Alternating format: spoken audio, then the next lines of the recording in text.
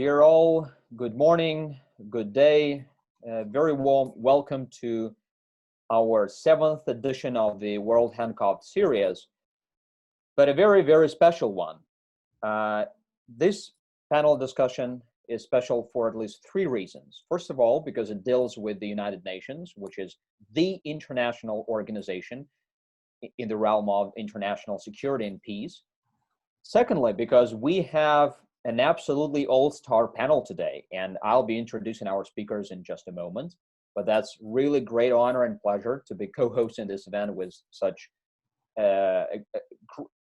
great speakers. And finally, why it is so special, because as you know, the World HandCOV'd project is co-organized and co-implemented by 2 partners, which is the Minsk Dialogue Council on International Relations and Konrad Adenauer Stiftung Belarus office.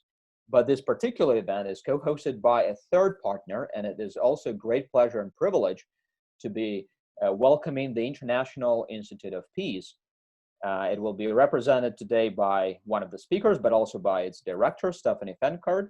So Stephanie and all the colleagues, thank you very much for joining this endeavor, and I'm absolutely sure this is going to be a great discussion and a great contribution to the whole series. I have seen quite a few new names joining this discussion, so let me spend a few seconds telling you a little bit more about the project, the World HandCOV'd. As I said, this is being implemented by the Minsk Dialogue and KAS Belarus, and the idea is quite simple. We're trying to understand the longer-term implications of the pandemic on international security, and more specifically on Euro-Atlantic and Eurasian security. And we're doing this by looking at what we call key pillars of international security, namely some of the key actors, actor states, which are playing a key role for international security, but also key international organizations. We've already discussed NATO, Collective Security Treaty Organization, and today we're dealing, as I said, with the organization, the United Nations. It's my greatest pleasure to present to you our speakers, our all-star cast. Let me begin with Angela Kane, who is currently Vice President of the International Institute for Peace in Vienna, but is, of course, known in the whole world as the former UN Under-Secretary General and also former UN High Representative for Disarmament Affairs. So, Angela, thank you very much for joining us, and it's a great honor and pleasure. Our next speaker is Mona Ali Halil, who is director of MAC Law International, but is also very well known in the world as a former senior legal officer within the UN system. She's also affiliate of the Harvard Law School program on international law and armed conflicts. Mona, thank you very much for devoting your time. Our 3rd speaker is Olaf Vincek, who is director of the Multilateral Dialogue Geneva office of the Konrad Adenauer Stiftung. And Olaf is one of the authors of the 2 papers we have prepared for this particular session. And you can find those papers on the Minsk Dialogue's website. And I really encourage everyone to have a look at those papers in more detail, even though they will be presented by the 2 authors. So Olaf is the 1st author, and the second one is Professor Alexander Bacharov. A very warm welcome to you, Professor Bacharov. Besides being currently the professor at the Belarusian State University, Alexander Bacharov is a former director for international security and disarmament at the Ministry of Foreign Affairs of Belarus, and also spent quite some years working within the UN system in New York. So once again, a very, very warm welcome to everyone. And before I hand it over to Stephanie, who is going to take care of the main moderation job, let me also say a couple of words about the interpretation function, which is available for those of you who have registered here in Zoom and those who want to listen to the discussion in Russian, because otherwise it's going to be in English. So we have this panel in the lower part of your screen, and you have the interpretation button, and it works very easily. You just need to check the Russian language, and then it's going to be in Russian. Okay, other than that, it's once again a great pleasure, and let me now hand it over to Stephanie. Thank you very much, Joachim. Also from our side, thank you very much for the cooperation. I think it's a very important topic now, especially also in not yet post-COVID time. Let's hope that at one time we will reach the post-COVID time, but about talking about international organizations and what it means, because we know that global problems, they need to be addressed internationally, and this refers to most security challenges, be it climate change, international terrorism, migration, organized crime, cyber criminality, wars, conflicts, but also, of course, the pandemic as we see right now. For the procedure, I would just also like to ask everyone, if you have questions, you can already post them while we are still speaking. We are going to start speaking within, the experts are going to start first, but of course we hope to have a vivid discussion afterwards, so feel free to post any questions, take the opportunity with all the experts here to discuss what the United Nations can do, what the United Nations should be doing probably also. I would like now to start first with Mr. Olaf Winczak. He was already mentioned, director of the Multilateral Dialogue Geneva office of the Konrad Adenauer Foundation. And my question would be if you could elaborate a little bit also on the paper you have been submitting before about the whole situation. What does the pandemic show for multilateralism? What is the role of China? What is the role of the US? What is the role of international organizations? Around 5 to 6, 7 minutes. The floor is yours. Well, thanks a lot, first of all, and thanks to those who organized this and for the invitation, of course. This is quite a challenge to answer all these questions in 5, 6 minutes, but I'll try to be very general and outline a bit kind of the main hypotheses of the paper. Of course, and this is a very important preliminary remark, as you rightly mentioned, we are still probably at the beginning of the crisis. It's something that the Director General of the WHO regularly says, and even though the numbers in many parts of Europe may be going down or stabilizing themselves as a somewhat lower level, the pandemic is far from over. We see numbers, very worrying numbers in other parts of the world. We had last week's also, I would say, each new day, a new record of new infections. So I think this is very important not to adopt a Eurocentric or Western European centric approach on that regard. Meaning also that whatever I say here may have a very limited life expectancy. So I think this is something which should always be kept in mind. I remember when we started discussing the issue of the impact of COVID in March, April, you had many Cassandras, you had many prophets which basically said, oh, this will be the doom for the Western model of democracy, and this is basically the new justification for authoritarianism. Well, we have seen since then that actually quite many autocratic regimes have not been doing particularly well handling the crisis. So I think one should be very careful to make too quick conclusions. That being said, I have the impression that the pandemic actually serves as a kind of accelerator of some of already existing tendencies, or laying bare certain tendencies we have been seeing for quite a while if we look at multilateralism. One thing is, and this is for me an important point, and it may be very much through a Geneva perspective, I admit, so it may be slightly more rosy than the New York perspective, is that multilateral organizations do matter. I mean, I can certainly say this for the WHO. The WHO has played a crucial role in advising member states, in warning, in issuing recommendation, in coordinating research, in pooling resources, in operational aid. This may be not important for Germany or France, but for many countries in the world, it has been absolutely crucial. Yes, the WHO has made mistakes, absolutely. Yes, it's still kind of exploring some issue of some parts of the pandemic, but it has played a vital role, and it shows that it's crucial in the context of a global pandemic to have a global organization which deals with these challenges.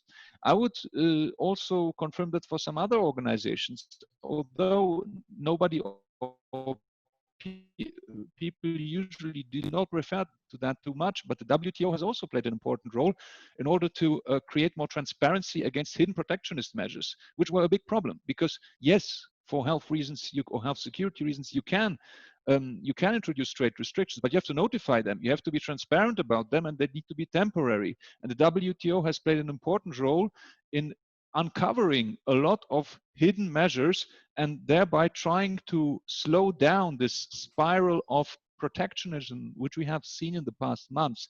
So also regarding Belarus, I think it is actually, and it remains, despite all the crises that the WTO has, it remains crucial and it remains of key importance that Belarus joins the WTO, because even the WTO played an important role. However, what we have also seen in this context is that the mandate of these multilateral organizations is often too limited to actually fulfill their functions and to actually deliver as they could or should deliver. They're extremely dependent on the goodwill of member states. We have seen this for the WHO, but we see it also for the WTO. They have troubles in the context of an increasingly geopolitical, let's say, geopolitically difficult context, to play their role, to get through the messages. We have also seen that on many issues they could not act as far as they should have done, or it would have been desired, let's say, because their mandate is just limited. So this is something which we should all take into account. Also, financially speaking, very much depending, of course, on the member states. And this is something which also, so the crisis has also shown the limits of these multilateral organizations, and some of them, one can argue, have operated sometimes rather as glorified think tanks than as real international organizations. I'm being a bit harsh here, but sometimes you have a lot of appeals, you have a lot of we urge, we welcome, and so on, but little possibility to really make a difference. But I'm not so certain that will change fundamentally so quickly. Now, the second tendency, I think, which is very important one, is that we show that China uses, of course, multilateral foreign organizations also as a very important instrument in global politics to increase its role, but also to depict itself, which is quite an irony, given the fact that we know where the virus initially appeared first, and we know that in the first weeks China has not been communicating well towards the WHO, and we lost very important weeks in the handling of the crisis. That still China tries to present itself as a benefactor, as let's say a goodwill ambassador, if you like, on a global level. The appearance of Xi Jinping at the World Health Assembly 1.5 months ago was a very crucial example for that, where he basically presented himself as the first head of state who was speaking, that China would do, of course, a lot to cooperate, to be constructive and everything, not mentioning, of course, in any way the mistakes that have been made. This has been, of course, helped by the fact that the US has not been doing particularly well in this crisis, and lost somewhat its soft power credibility.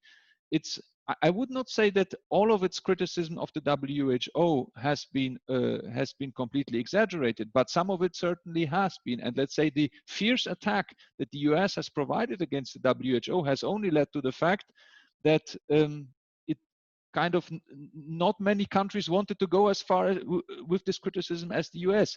And Trump was invited to take the floor at the World Health Assembly, but he didn't. So who was the first one to speak? His Chinese counterpart, which made, of course, China more visible. I think still that even though the soft power credibility of the US has somewhat suffered during this crisis, I would say the West is not done yet, despite of all the calls we have heard in the first months, because actually many initiatives to combat the crisis have come actually from the global West, if you wish. So from the EU, from Germany, from France. Germany has 2 weeks ago announced, or let's say the Minister of Health of Germany has announced, to fund the WHO with 500 million euros. This is a very substantial sum in WHO terms, and helps the WHO a lot. We have seen, there are very examples of this, where countries like Canada, also like Australia, New Zealand, Switzerland, for example, have actually put forward initiatives to maintain food supply chains, to combat protectionism. So let's say many important initiatives came from the West, so the West is not done yet. But we see, of course, that in the discourse and in these multilateral organizations, and again, this is a tendency we haven't been seeing since COVID, but also way before. But COVID makes it more visible that, let's say, the West is also under increased pressure, and that other actors try to compete. I would still say, despite of all the evolution, and this is my last point, the balance of power has not yet, I would say, changed completely. And it's something this is very important because, of course, I have my Geneva perspective. But if we look, so all these soft power topics are, of course, very important. But in hard power realities, the US is, of course, still unparalleled in many senses. And I would say this is an important actor. I would still say that, of course, and this goes for anyone, the question of sustaining military campaigns or this might be more costly because, of course, we will see the economic downturn of all this. But still, in the transatlantic partnership, we will still see that all the claims that the EU wants to become strategically autonomous, wants to become more important actor, we'll see how far that goes if defense budgets may be cut because of the budget crisis we might have at some point. We have to see about that. It is also possible that actually the first ones who come up with the vaccine will be the US. It's not a guarantee, of course, but it can well be. So despite of all this waning soft power, which I've said, they have still very impressive, let's say, research capabilities. Therefore, one should be a bit cautious to say, well, COVID will turn things upside down. But I think, and that we see that COVID may contribute to the acceleration of certain tendencies. But of course, the jury is still out to the extent that we have still to wait, of course, for the economic impact of all this. Which we will feel, I think, only in the second semester and by next year. And this is also, when we talk about the impact of COVID, it's not only the health impact, it's also the societal impact, the stability impact, and the economic impact we have to take into account. Thanks a lot. Thank you very much, Mr. Winczek. You mentioned many important things, especially also about the WHO and the WTO and the problems they have with their mandate. I think this is always a big problem. We are going then to discuss it more when we come more into the United Nations and we see the same problem there, I would say. Now I would like to go to Professor Alexander Bajtjorev. Maybe a little bit on what Mr. Winczek has been saying. Maybe you can follow up a little bit on it. It's of course also, you are free also to discuss or to react to what he was saying, but maybe also what you think about the United Nations nowadays in combating contagious diseases. I mean, it's not the first contagious disease we are experiencing right now. We had the HIV/AIDS before, we had SARS, etc. What is your stance on this? The floor is yours. I think, okay, I think he, okay. Can you hear me? Yes. Yeah, thank you, Stephanie. That's before we go into a contemporary stage, what is you doing or not doing with relation to COVID-19. We should take a look what was United Nations shape when the COVID-19 pandemic struck. So its shape was not very good. United Nations Security Council, which was supposed to be reformed, was not reformed during decades now. And many countries who think they deserve to be on the Security Council permanent members list are not there. Japan, Germany, Nigeria, South Africa, India, Brazil. For many years, they were trying to get into the Security Council, make it more representative body, but they're not there. And by the beginning of the 21st century, as you know, the old Cold War confrontation. Now you froze. let's maybe wait.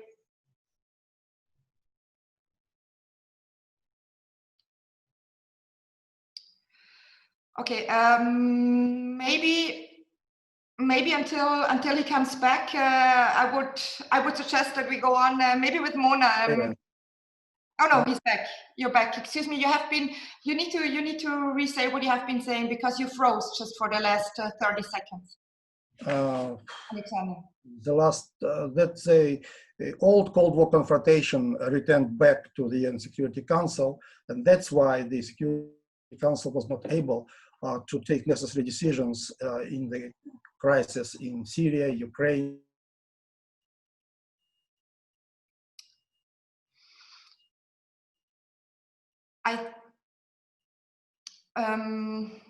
Alexander, you froze again. Maybe you try to restart the Zoom and we go on in the meantime with Mona.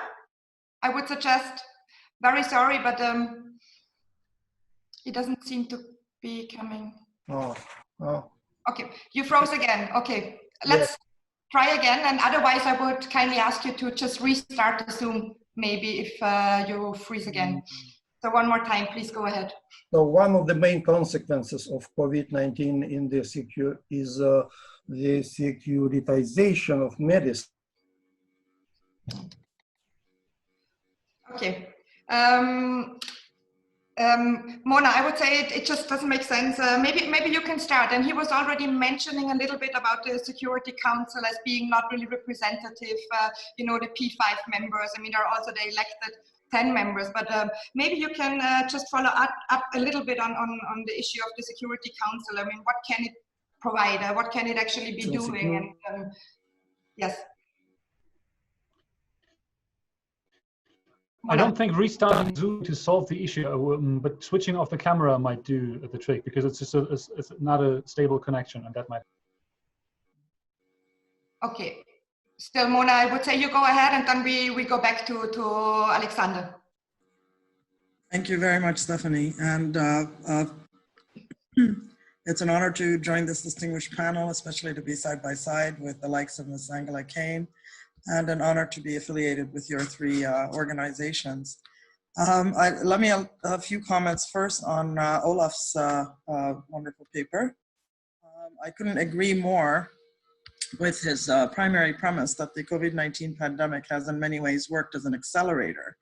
And that's a perfect description of exposing the various tendencies in the international politics and the multilateral world.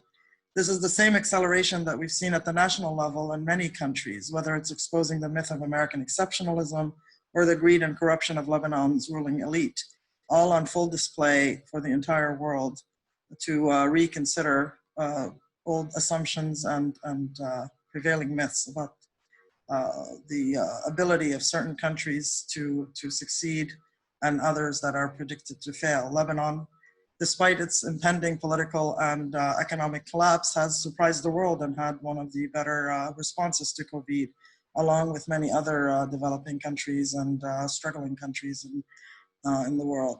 The failure of the Security Council to take a leadership role was not surprising, but the degree of its failure may have been surprising, primarily due to the tensions between the US and China, but that failure mirrored the failure of the US administration to adopt a national strategy in its own domain and under its own jurisdiction. The inability of the Permanent Five to coalesce has paralyzed the Security Council, not for the first time, but in this particular case, leaving the UN system's primary actor in a health pandemic situation, the WHO, exposed to Chinese pressure and American attack. This was further accelerated, to borrow Olaf's word, by the existing level of erosion of the Council's credibility and the attacks by its very intended protectors on multilateralism in general. The commitment to multilateralism by several of the most important members of the Council is itself a threat to the Security Council and to the international legal and political order that we expect to be the first vanguard against these threats are themselves posing an alarming threat. Take, for example, the US pulling out of various agreements, one after the other, both at the bilateral and the multilateral level. Its apparent disregard for violations by North Korea, by India, by Israel, amongst others. China's crimes against the Uyghurs and its negation of Hong Kong's autonomous status on full display during the pandemic. Russia's actions at home and abroad, including Ukraine, Syria, and Afghanistan.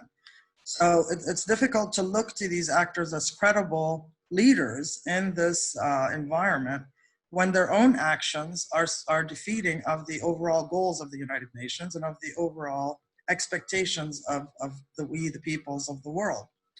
So having said that, I would like to pay tribute to Alexander's very comprehensive elaboration of the various problems confronting the UN in its recent past that pre-existed the COVID crisis, but are of course aggravated by it. He does go through the many prior situations where the Council was able to step up. As you mentioned, Stephanie, the HIV/AIDS as well as the Ebola crisis did see a Council response. They did see effective, actionable, concrete declarations and actions taken by the Security Council that we have failed to see. The General Assembly was able to step up within a matter of days and have a resolution, but the Council took more than 3 months. It's only a few days ago that the Council finally pronounced itself in a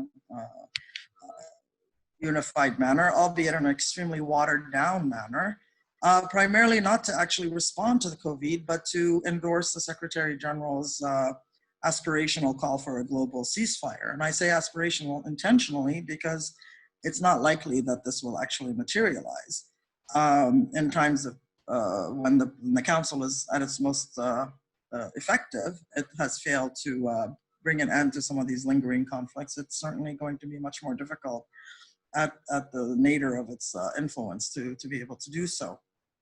But one thing that I would just finally end on in terms of my comments is that one thing that was missing from Mr. Bisharo's treatment of the subject is the failure to mention the US-UK aggression in Iraq, which in my view was a watershed moment for the UN and for the legal and political order. I would even go as far as saying that that aggression broke the system.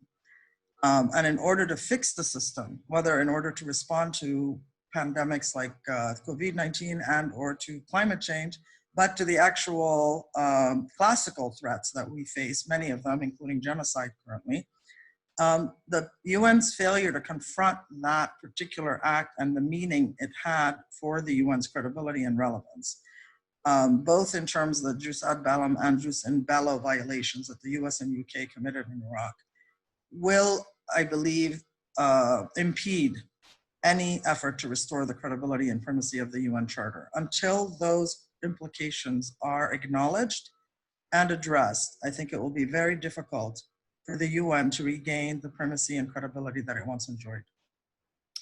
Thank you very much, Mona. Very interesting points. Now, Alexander, I think we can try again, and maybe you can also already react a little bit on what Mona said, since she was also referring to your paper. You need to switch on your mic. Okay, my mic is on. Can you hear me now? Yes. So I'll try to continue. The UN is a mirror that reflects the main problems and contradictions of contemporary world. And the lasting confrontation between Russia and the West, between the USA and China, is undoubtedly very negatively reflected in the organization's capabilities to deal with the global threats and challenges. And in 2000, United Nations Security Council adopted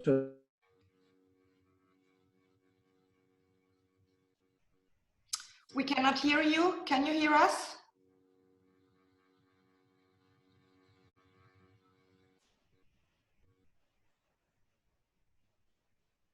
I'm very sorry. I think it doesn't work. Maybe we can try again. We couldn't hear you again, Alexander. It's the connection seems to be very bad, and we cannot hear you. Okay, yeah, understand. Maybe we can try in 10 more minutes again, and then I would I would like to give the floor now to Angela. Angela, Sure. you have very, very long experience within the United Nations. You know the organization by heart, and you also know Mona, and you also have been listening to what has been said before. So maybe you can reflect a little bit on what was already said, and then, of course, the question in the end is if the United Nations is living up to its intended role now. What is happening? It was just mentioned, the confrontation, Russia, West, US, China, this all blame game, and also considering that now we would actually need a spirit of cooperation, since all these issues, these security issues, can only be addressed internationally and globally. The floor is yours, Angela. Thank you very much, and I'm delighted to have this tripartite collaboration, and particularly because it is focused on the UN, because sometimes I think there's so much criticism being heaped on the UN that very often the good points of the UN are being forgotten. And I also want to pay tribute to the two very good papers, the excellent papers that we've had in preparation for this. Mona has already done a lot of commentary on them, but I do want to say one thing, and I find that very interesting, because the point that Alexander makes about the Security Council and saying it should be enlarged. I mean, yes, there has been a long-standing debate, and I think this is a topic that has been for 20, 25, 30 years now been ongoing. But on the other hand, the point that he makes, that this would increase the responsibility of those who are represented on the council, I just wonder whether that is actually appropriate. And I give you one example that I think is very telling in this aspect.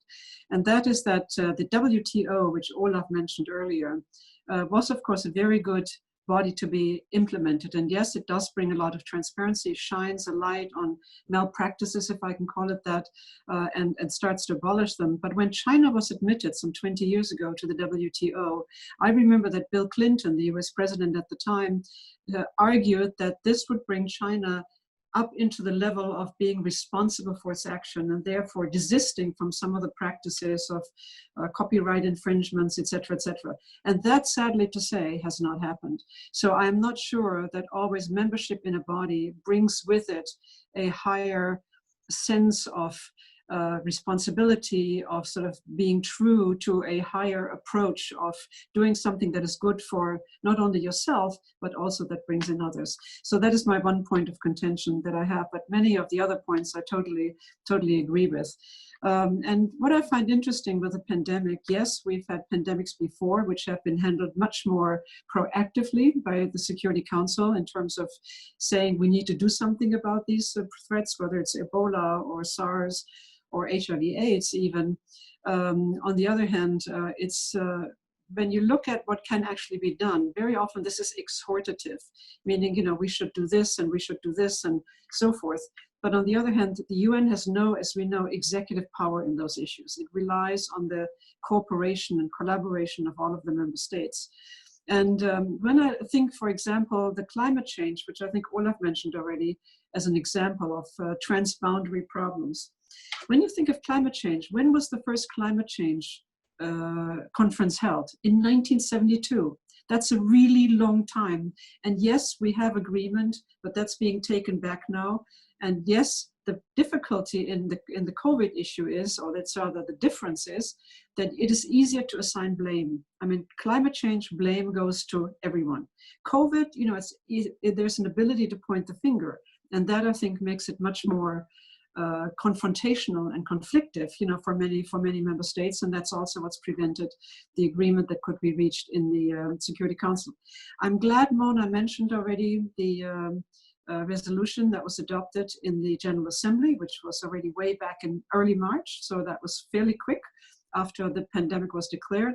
And I know that they're having another meeting tomorrow, and this other meeting will basically focus will focus on several areas, or 4 areas in particular. So it'll be much more proactive in terms of what can actually be happening. Now, when you look at the UN, I also would like to draw a comparison to other organizations. Let's look at the G7. Let's look at the G20. What have they done? They've had a meeting way back when, you know, like March.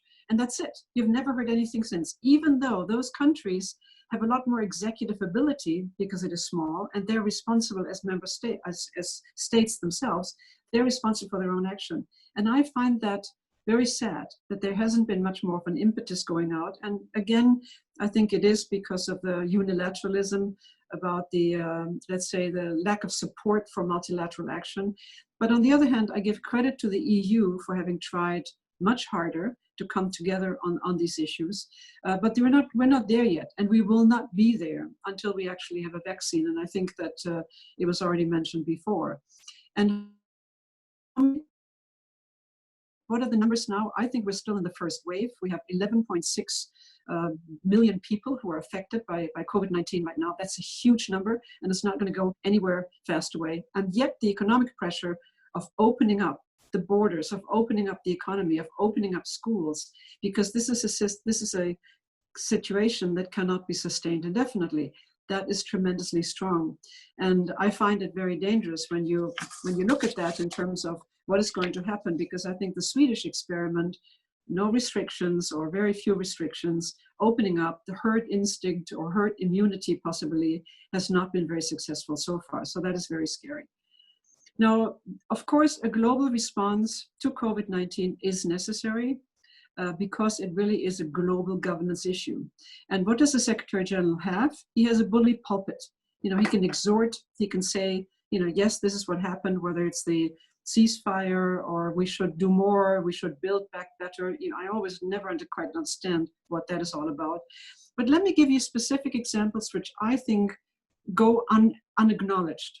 And that is, I've done a little bit looking at what the UN system is doing on the ground. And I'm taking the example of Belarus because it's a very important example. And we are, after all, here with a Belarusian audience and presenters as well. And the UN shipped, for example, 3.6 million pieces of personal protection equipment to Belarus. They procured $3.8 million worth of medical and protective equipment. And that is in one country only. And this also, the UN system in Belarus provides assistance to the Ministry of Health. They have a hotline for domestic violence victims that is toll-free now. And so I think that these individual actions on the ground, they never get acknowledged. They get kind of pushed under the table somehow and forgotten. And I would like to see a bit more of governments who are, and it was mentioned that it was particularly, of course, the governments that need assistance, that is acknowledged, that this is a very valid and a very important role that the United Nations is playing on the ground that gets lost in the squabble between the US and China and a number of other countries that cannot agree on resolutions or something. But this is a function that is going to be very, very hard to reciprocate on any other organization because it spans not only one organization, meaning let's say the UN Secretariat, but also UNICEF, UNDP, and a number of other organizations, including WHO, who are providing assistance on the ground. So let me stop here and come back to some other issues later. Thank you very much, Angela. I think it's very important also to see, not only always to criticize, but also to see how successful and what spheres the United Nations have been successful in the last years. And I think I will later also come maybe with a follow-up question to Mona about the peacekeeping missions, for example, right now. I mean, how are they dealing in the COVID situation? I would also still like to encourage all the participants, listeners to post questions. You can also post them in Russian. I will get the translation. You see down there a Q&A icon, so please feel free to ask whatever you feel like and use the opportunity to discuss with our experts. And before I will try again to give the floor to Alexander, I would like to give the floor shortly to Jakob because he wanted to comment also on what Angela has just said. No, that was Olaf who wanted to comment. Oh, sorry, Olaf. I'm sorry. Olaf, please go along. I admit we look very similar and we are often confused in the foundation. So in any case, well, I wanted to stress exactly a couple of points Angela Kane, Mrs. Kane mentioned on the WTO, and this is in fact something which goes in general for the UN organizations. One should not overestimate the power of socialization.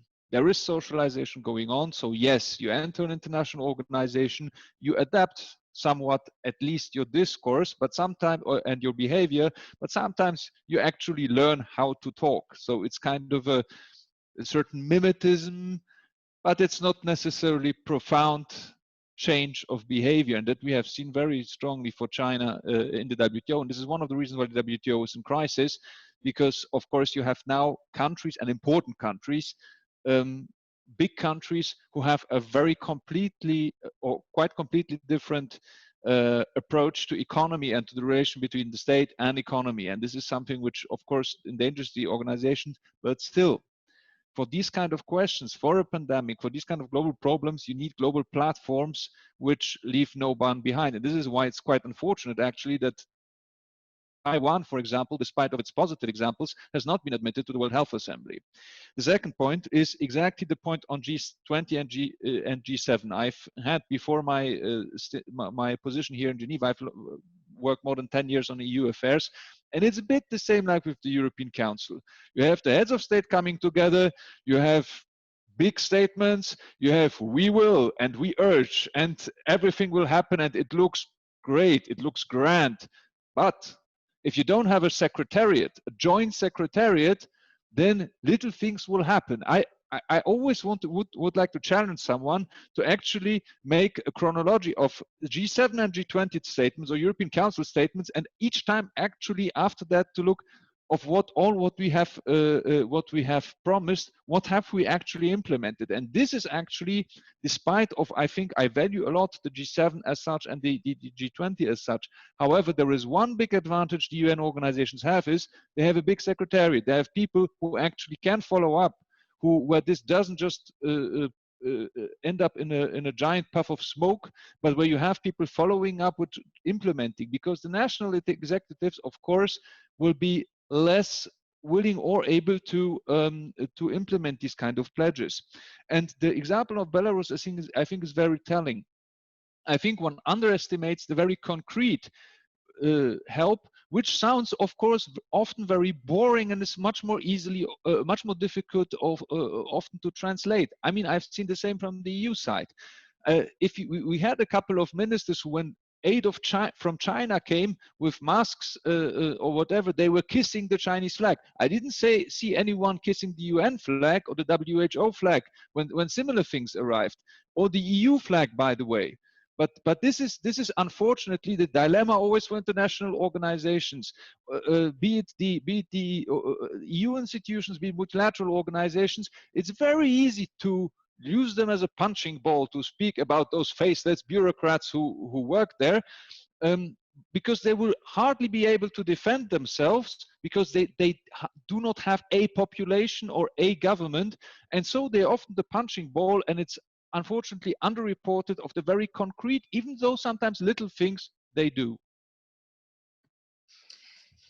Thank you very much, Olaf. I would say, Alexander, we try it one last time. Maybe it works, and let's just fingers crossed. The floor is yours. Maybe you can also react on what was said before a little bit. I mean, I hope you have been able to follow a little bit what the other speakers have been saying, and please just add to what you have been listening to. Another try,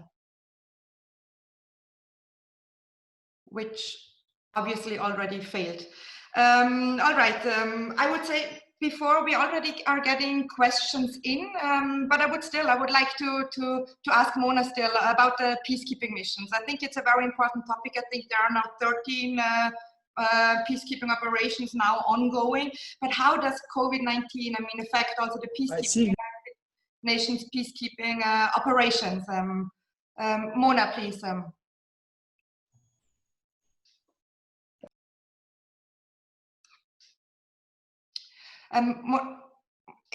Alexander, it's your mic is turned off because you froze again, so I gave the floor already to Mona. I think it's not working. I'm very, very sorry. It's the paper is very interesting, and we can all the participants can see the paper on the Minsk Dialogue homepage, and I'm very sorry it's not working. You're freezing and we cannot hear. So Mona, please go along. I'd like to echo Stephanie and Angela's remarks regarding the two papers. I encourage everybody to read them. They're both very short but extremely powerful and very comprehensive in the material that they cover.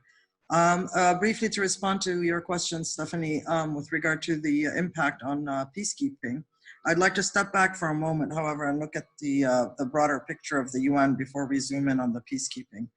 And Angela's correct that we should try to focus on the positive as well as the negative in order to give a more realistic and accurate portrayal. In fact, by all accounts, the Secretary General's response to the COVID as an entity in terms of protecting the staff and protecting the ability of the various organs to function, by all accounts, the Secretariat has done an above average job of ensuring the ability of staff to continue working, not only in effective conditions, but in humane conditions.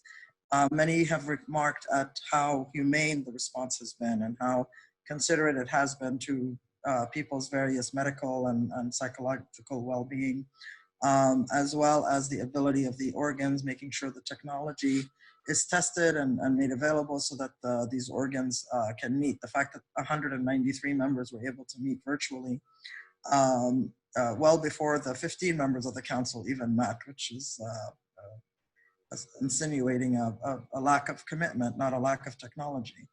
But so on that level, there was a successful UN response. The Secretary General has actually enjoyed a visibility that he did not heretofore have. Many were surprised that somebody of Mr. Guterres' abilities, his excellent communication skills, his great UN record, his great ability to grasp issues and to compellingly comment on them, nonetheless was somewhat invisible prior to this COVID response, and he has enjoyed almost a resurgence, matching more the expectations that we all had when he was elected. Primarily through the aspirational appeal that many people around the world, humanity at large, find attractive, this global ceasefire call. This plays into this peacekeeping thing, in that the March 23rd call by the UN Secretary General for global ceasefire was in part to enable the peacekeeping missions to focus on COVID response and their efforts to assist governments to prepare and prevent further outbreaks.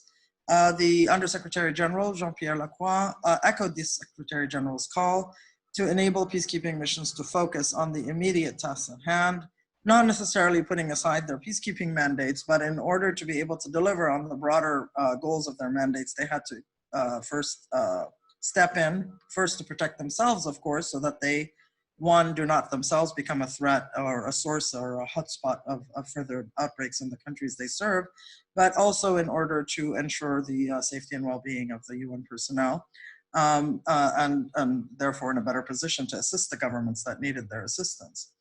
Then you saw on March 28th that the South Koreans withdrew 200 peacekeepers from the UN mission. Now that was a natural rotation out of the South Sudan mission, UNMISS. However, what was unique about the situation is that they did not rotate a new deployment. And that this was, on the one hand, maybe a sign of things to come, that TCCs and PCCs may themselves hesitate to deploy their staff, their personnel, police and military personnel, partially because they may need them at home in order to ensure the effectiveness of their own COVID response nationally, but possibly about fears of exposing their personnel abroad. This sort of lockdown or suspension of rotations was then made official UN policy on April 7th for a limited period of time, which recently expired across all 13 missions, meaning no rotations. Now this, on the one hand, triggered or responded to fears that what happened in Haiti, for instance, with the UN bringing in cholera to the country and the tragedy that ensued, that if the UN were responsible for bringing COVID into these areas of operation, then that would be certainly against the mandate to protect, first of all. Secondly, it would expose the UN to potential liability. And third, it would defeat the purpose of them being there to assist. But what is currently being recognized is that the continued deployment, the non-rotation, also has risks, not least of which would be fatigue, would be the well-being of the personnel, their inability to fulfill their mandates, so that there are negative consequences for prolonged deployments without rotation. as well as the fact that you are averting certain other risks. So this kind of cost-benefit analysis of this policy is currently being weighed in terms of how to move forward. But overall, it's not such a bad picture. There has been a very concrete, a very coherent, articulated response, which unfortunately we have not seen from the Security Council. That vacuum, unfortunately, continues to define the organization.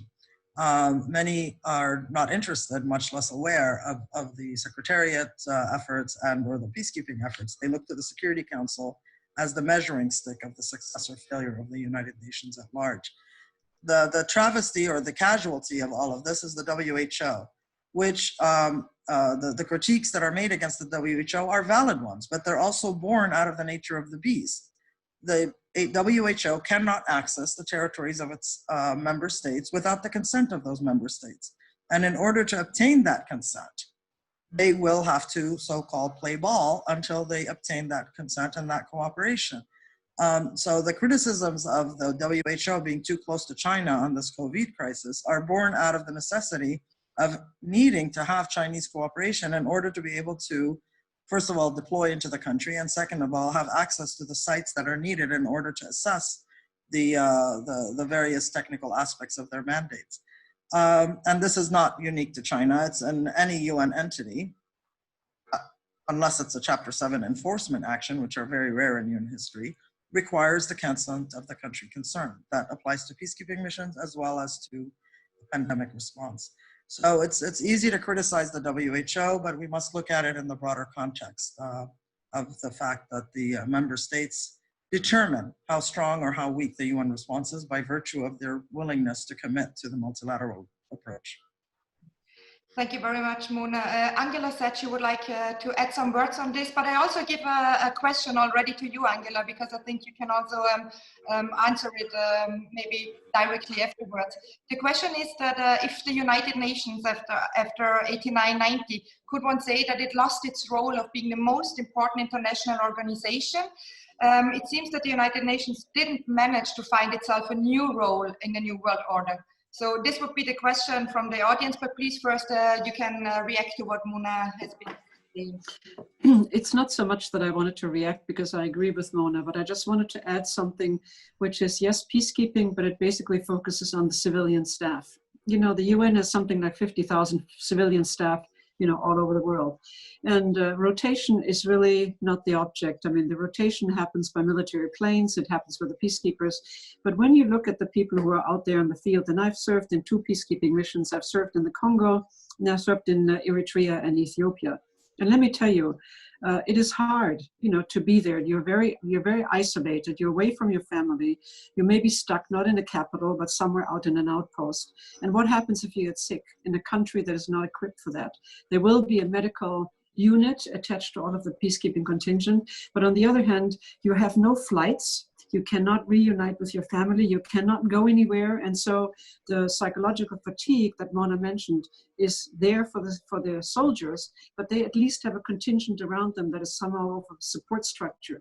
The civilians have, yes, other colleagues as a support structure, but it is very tenuous. And I tell you that psychologically, it's extremely, extremely hard, because when we look at what happened with Ebola, and I had also a lot of contact and a lot of work there, but on the other hand, Ebola was of limited duration. With COVID, we don't know how long it's going to last. How long are you going to have to be in that situation? How long do you have to persevere? How long can you not leave your duty station? And this is something that we shouldn't forget. And again, you know, having spent most of my career in the United Nations, I'm very insistent that these things are not really happening are not really appreciated right now. They're just somehow taken for granted. Because also think about the people who are not only in peacekeeping, but in humanitarian delivery or whatever is needed to be done. So this is something that I find is regretfully very underappreciated, and yet there are a lot of sacrifices that are being paid by the people who work there, both on the peacekeeping as well as on the civilian side. And when it comes to your question, Stephanie, or the audience question about has the UN found its role, I find it extremely interesting when I look at what's happened in the aftermath of the fall of the Iron Curtain, so to say. You mentioned 89, 90.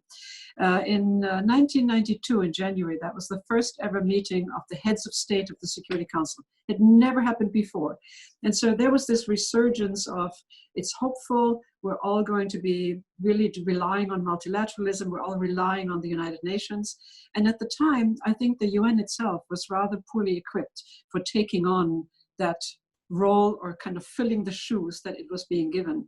And what happened was that you had the peacekeeping missions in Somalia, you had it in former Yugoslavia, you had Srebrenica, then you had Rwanda, for example, which were major failures.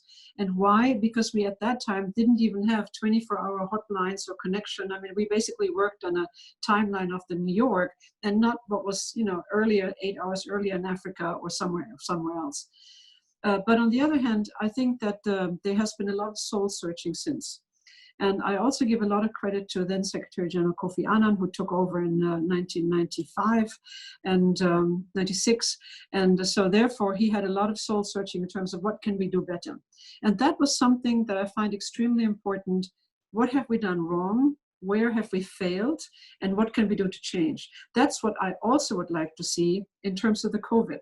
And I know that a lot of the difficulties that we currently have are really because of political confrontations or disagreements and changing power roles rather than the UN itself. And I agree with Mona that the Secretary General has been very visible in terms of this crisis and has been very active in exhorting action.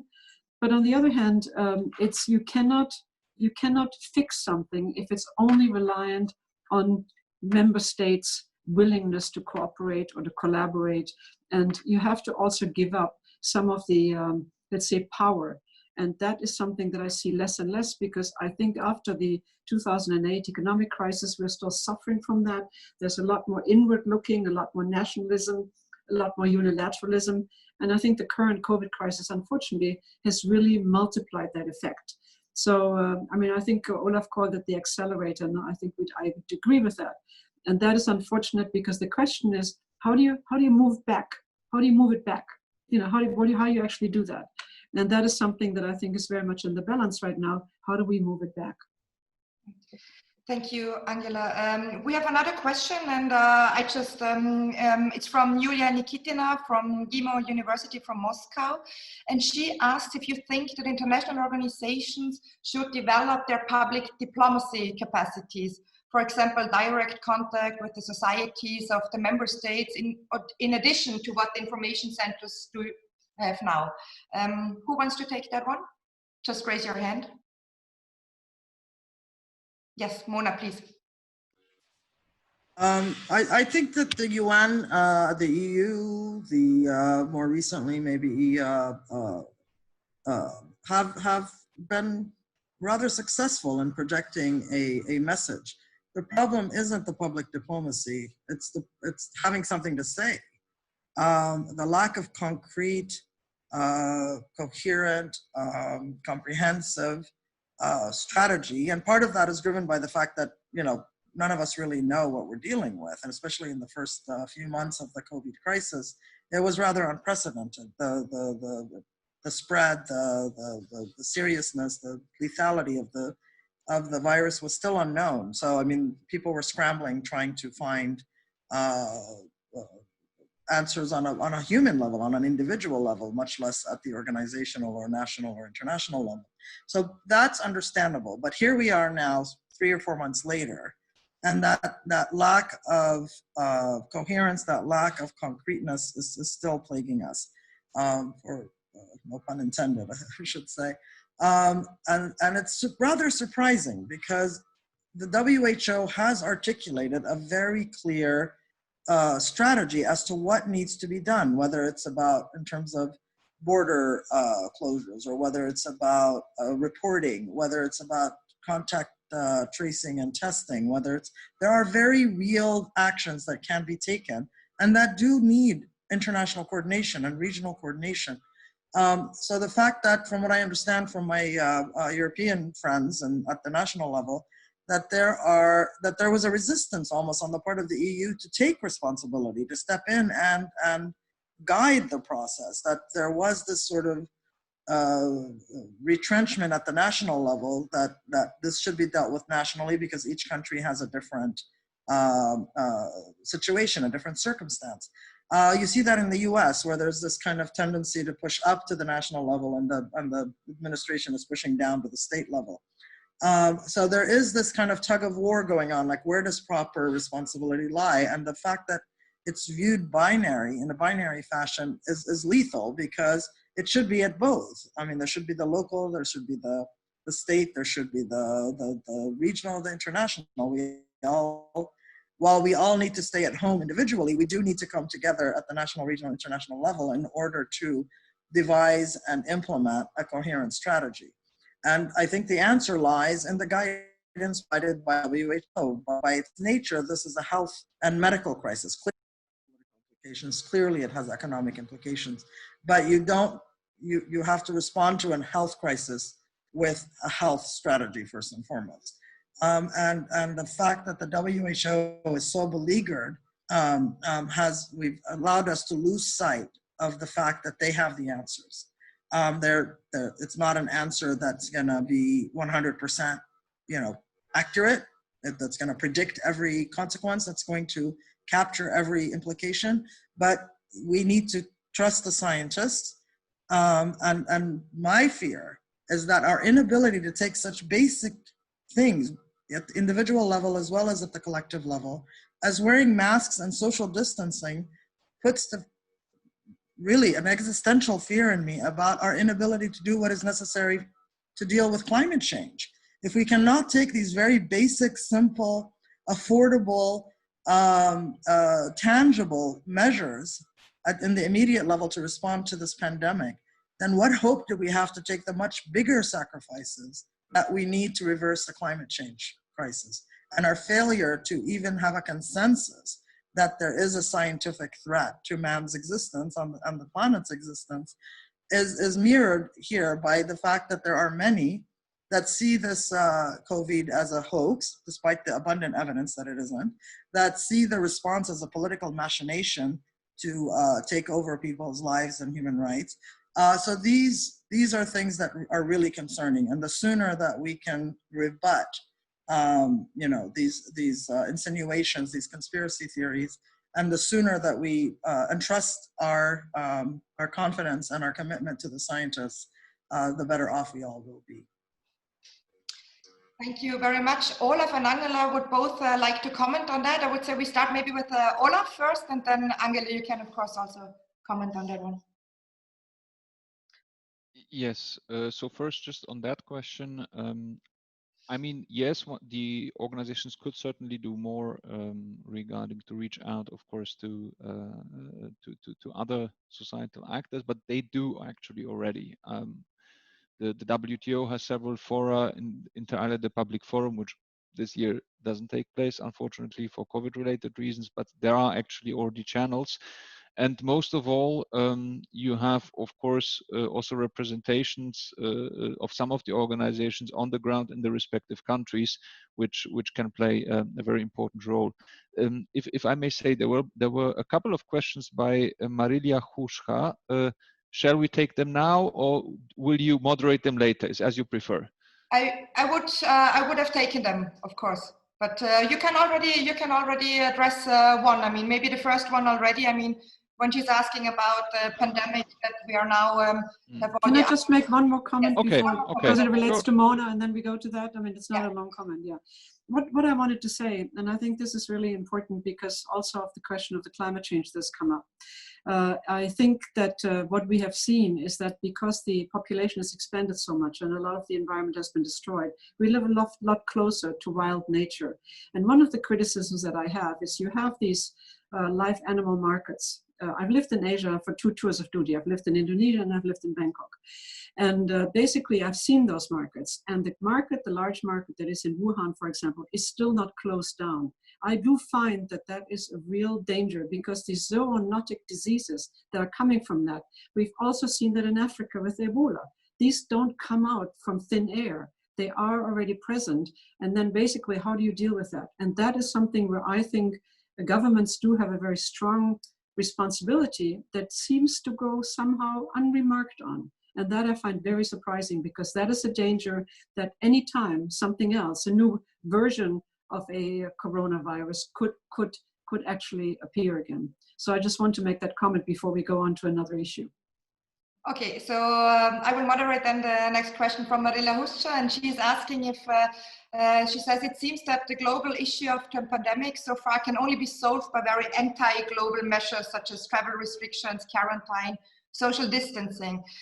People will be bound more to their home countries and regional contexts. How do the speakers assess the power balance between the global United Nations on the one hand and regional organizations? So is the role of regional organizations going to increase vis-a-vis the United Nations? Olaf, please. Well, first of all, I mean, it's a very good question. It's a very good point. I do not completely agree that the crisis supports only anti-global measures. Yes, there is the discussion about travel restriction, and I think the international health regulations may have to be updated on that, because so far they are relatively cautious on that matter. That being said, travel restrictions are not the best, not necessarily, as we have seen, not necessarily the best way to encounter that. I mean, the US and other countries which have been quite strongly affected by the crisis have also applied travel restrictions, and still it didn't spare them from the crisis. So I think it's very dangerous to only put on, let's say, some very visible, relatively popular instruments, and forgetting others which are, of course, more annoying, like the question of testing, tracing, following up contacts, and maybe more difficult to communicate. I would also argue that if you really want to combat the crisis, you cannot shut down everything, because if you shut down everything, you shut down very important supply chains for medical equipment, very important food supply chains. All this discussion, yes, we have to produce all the stuff ourselves and make gigantic silos and put it there, is very dangerous. Because what we see is that we have very strong global supply chains, which are much more efficient, actually, cost-wise, and also in some countries you simply don't have the possibility to produce and to hoard these kind of things. You have rather to protect and to globalize this kind of, to have emergency supply chains on medical equipment, maintaining food supply chains. This is absolutely crucial. If you shut that down, you will get back the crisis in a second wave, because if there are several countries in the world which will not manage at all to combat the consequences of the crisis, this will bite you in the back later on. So actually, I would say some measures are very global if you really want to combat the crisis, although it might not seem at the first glance.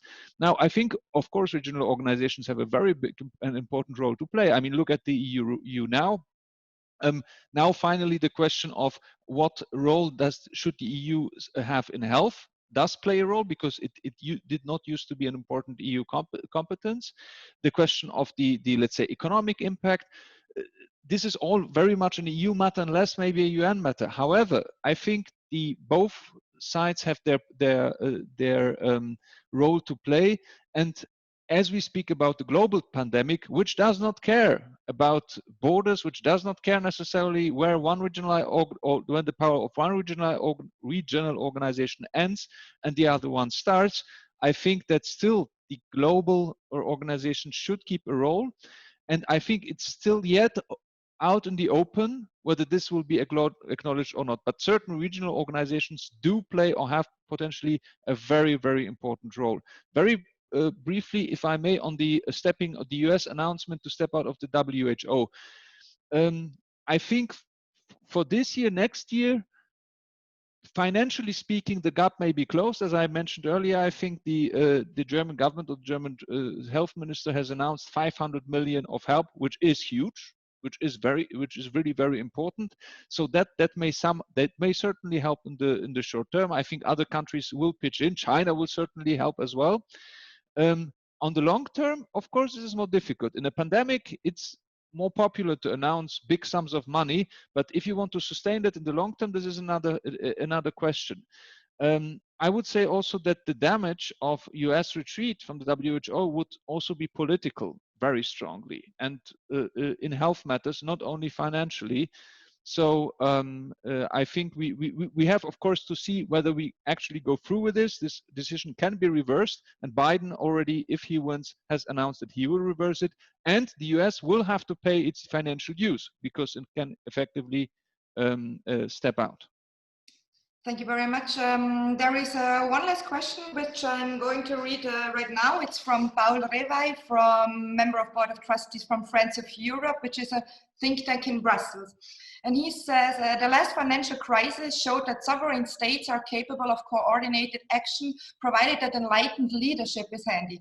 Global public health has been weaponized during the COVID pandemic, but with Washington delinquency in its current G7 chairmanship and Beijing obfuscating during its March United Nations Security Council presidency, how can the United Nations gain a measure of autonomous action when populism and nationalism, this America first, going global, have weakened the domestic foundations for multilateral cooperation? Who wants to take that question? Please raise your hand. Angela, please. The virtual background doesn't always allow a lot of hand raising, but I think that is a very good question in terms of when we look at, how can the UN regain its leadership, so to say. What I fear is that a lot of it is bound up with the current US administration, and we need to see what happens in November with the elections. Will the President Trump be reelected, or will Joe Biden be elected as president of the US? The WHO decision, of course, only kicks in after a year, so a year time has now started. When it comes to other organizations, think about also the US has already withdrawn from UNESCO, for example. It has withdrawn from the Human Rights Council. And I find it very interesting that, for example, when President Erdogan of Turkey announced that he wanted to transfer Hagia Sophia again into a mosque rather than as a museum, it was the Secretary of State who sort of said, oh, but you can't do that because it was designated a World Heritage Site of UNESCO. And this while UNESCO is not a member while the US is no longer a member of UNESCO. I don't have any thoughts in terms of what can be done to regain the leadership role. What I think is that the example, for example, with the economic crisis where a leadership role was very heavily played, it was a different constellation, it was a different time. What I mind about this is that in fact, the economic recession and the collapse of the banks was really a very expensive venture. A lot of money was put to it, whereas this one is an existential threat to populations and to people. The banking was not. Yes, I mean, there were jobs lost, etc. But I find that it was more of a psychological issue and a financial issue, very much so, but not really that affected people's health. So this one is much more important as far as I'm concerned in terms of where do we go as humankind, where we go as an international, not organization, but an international community. And what I also find interesting is that everyone sort of talks about the US and unilateral. But I must tell you that when you look at opinion polls that are being conducted in the United States, you find that the, quote, general people, the people who are polled in these opinion polls, have a much better opinion of the UN and also of the role that their organization, that their government is playing in it. The US really gives very little money to the UN in terms of, yes, I mean, they have their assessed budget, but when it comes to voluntary contributions or whatever it is, I mean, it dwarfs whatever also the EU is giving. The EU is giving just about the same, if not more amount. But on the other hand, the US citizens who are polled, they feel that they are doing a lot, they're paying a lot for the organization, but they also like the organization. And I think that that is something that is very poorly exploited. It's rather twisted in such a way by the whole hate speech and the whole influencing and whatever is going on right now, this ricocheting around social media, which we didn't have in earlier years, is really a harvest that is very, very evil. And that, to my mind, I wish one could do more about. And maybe there's also something that is being looked at in terms of government action. What is actually being done about this? And here, again, I give credit to the EU. It's not perfect, but at least they're looking at this issue and they're saying, what are we actually going to do about it? So there is much more of an interventionism from that point of view in favor of the population than there is in the United States. Thank you very much, Angela. Thank you. Very important points you have been making there. Mona, you also wanted to add on that one? And then probably also you can also then say your last words for today. Until then later, I will hand over to Jakob. And please, Mona. Thank you, Stephanie. I love that last question, and in particular, the word, the need for enlightened leadership. I think we're lacking that at the national level and at the international level. There is, I think, good news to be had in this very, very difficult situation that we find ourselves in. And while there is a lot of hate speech, while there is a lot of populist, one would even say fascistic tendencies emerging, those advocates of those hateful and fascistic tendencies have been exposed for their inability to lead, their inability to govern, not just as models for the world, but nationally. If you look around the world, the countries that are suffering the most, that have had the least effective and the least humane response to this crisis, are those that that speak to the lowest common denominator. Those societies that have aspired to the equality of their citizens, to the well-being of their citizens, to the sort of better angels, let's call them, of human society, have fared much better. Those who have a commitment to science, that those who have a commitment to I don't want to call it a socially motivated, but a human motivated response have done much better. Take Germany versus UK, take South Korea versus the United States. So I mean, those that have the ability and the willingness to mobilize collectively, that do not look down at a collective response, that do not look down at a people-centered, in the true sense of people-centered response, are those that are faring well. And those models are now shifting. The appeal of those models is now shifting. So I think there is some enlightenment to be drawn from that. But we also need enlightened leadership at the international level. And what we have, I imagine that it would be necessary to relearn the lessons of World War II, the horrific lessons, the horrific sacrifices that were made to build this post-World War II architecture of law and order, of humanity, of human rights, should not have to be defended, should not have to be ideologically affirmed. Those lessons should not be so fleeting. But we find ourselves on the 75th anniversary of the UN, in fact, begging the world to come back to those values, to come back to those commitments, and come back to those aspirations, both in terms of avoiding war, but also about building a better world. So there is, I think, a recognition on the part of the larger membership. We see this in the efforts of the UN 75 declaration to recommit to the primacy of the Charter, to recommit to the multilateral approach to solving common threats and common challenges. And those that are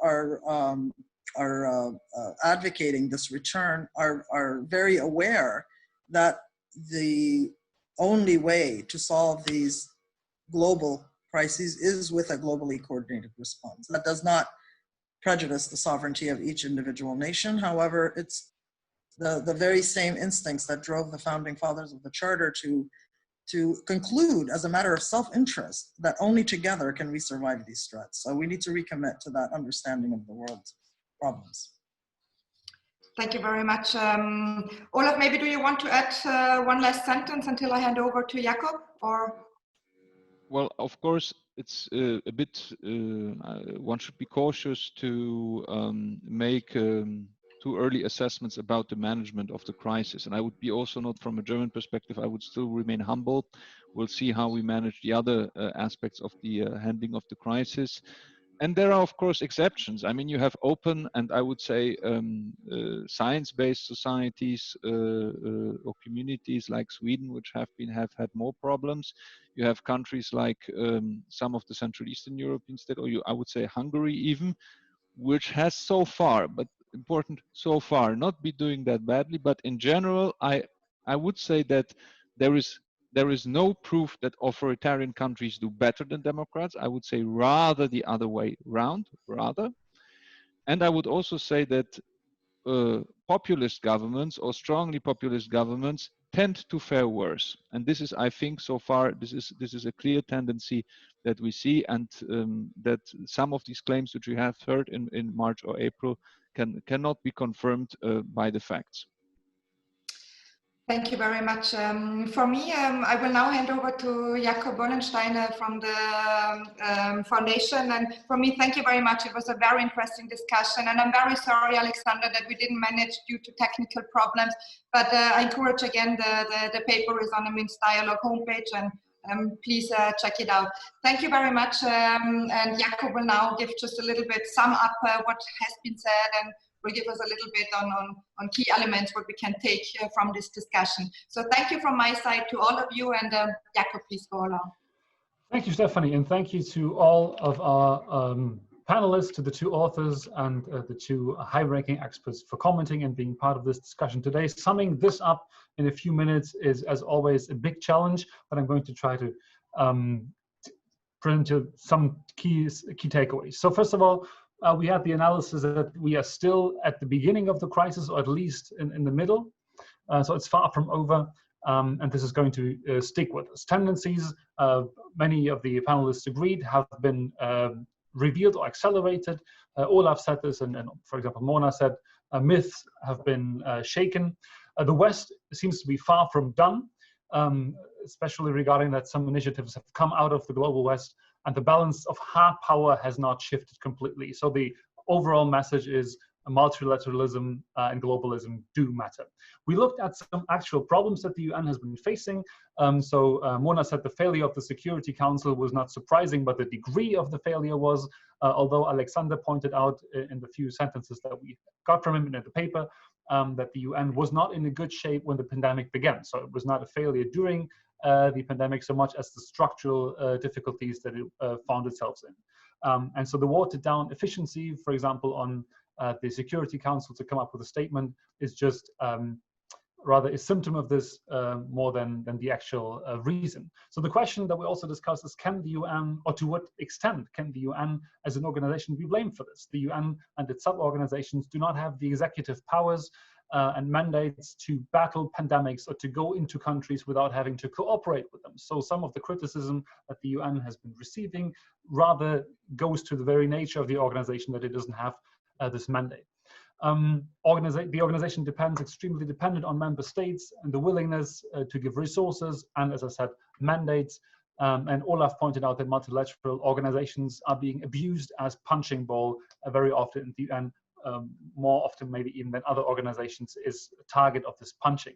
So is the UN a failure? Angela pointed out that much of soul searching has been done in the 90s after some concrete failures on peacekeeping initiatives, and she hopes for this to be soul searching to be conducted also after COVID. But many problems don't come from the structure of the UN, but rather from the political situation of member states and their personal or individual quarrels, which is not something for the UN as an institution to fix. The Security Council being paralyzed and the WHO being left exposed to Chinese pressure and US attack, Mona pointed this out, is just a symptom of this. And also what Mona pointed out, that the permanent members of the Security Council don't always, even though they now campaign for multilateralism, are not always credible leaders themselves regarding situations at home.